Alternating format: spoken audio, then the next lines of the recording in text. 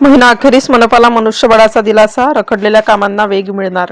महापालिकेच्या सरळ सेवा भरती प्रक्रियेतून चालू महिन्याच्या अखेरीस नव्या मनुष्यबळाची भर पडणार असल्याने शहरातील रखडलेल्या विकास कामांना वेग मिळण्याची शक्यता निर्माण झाली आहे.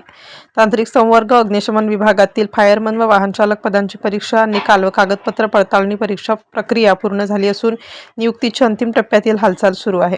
त्यामुळे दीर्घकाळापासून भेडसावणाऱ्या मनुष्यबळाच्या कमतरतेवर मोठा दिलासा मिळणार आहे. महापालिकेत तब्बल 22 वर्षांनंतर ही मोठी भरती होत असून आगामी सिंहस्थ कुंभमेळ्याच्या पार्श्वभूमीवर राज्य शासनाने विशेष परवानगी दिल्यानेच ही प्रक्रिया मार्गी लागली.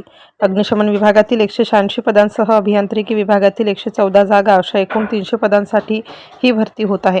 या भरतीमुळे पाणीपुरवठा, बांधकाम, नगररचना, मलनिस्सारण आदी महत्त्वाच्या विभागांना आवश्यक मनुष्यबळ मिळणार आहे. सध्या शहरातील विविध विकासकामे संथगतीने सुरू असल्याबाबत लोकप्रतिनिधींनीही नाराजी व्यक्त केली आहे. 2 दिवसांपूर्वी भाजपच्या आमदारांनी महापालिका आयुक्तांची भेट घेऊन कामांच्या गतीबाबत चर्चा केली.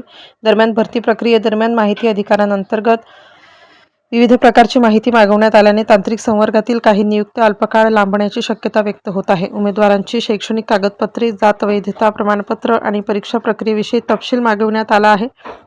दुसरीकडे जनगणना प्रक्रियेमुळे अग्निशमन विभागातील उमेदवारांना काही काळ प्रतीक्षा करावी लागणार असली तरी महिनाअखेरीस एकूणच मनुष्यबळ उपलब्ध होण्याचे संकेत आहेत. प्रत्येक कामाच्या ठिकाणी किमान एक कनिष्ठ अभियंता असणे आवश्यक असताना मनपाकडे पुरेसे मनुष्यबळ नसल्याने अडचणी येत आहेत. मनुष्यबळाच्या कमतरतेमुळे कामांच्या गतीवर परिणाम होत आहे.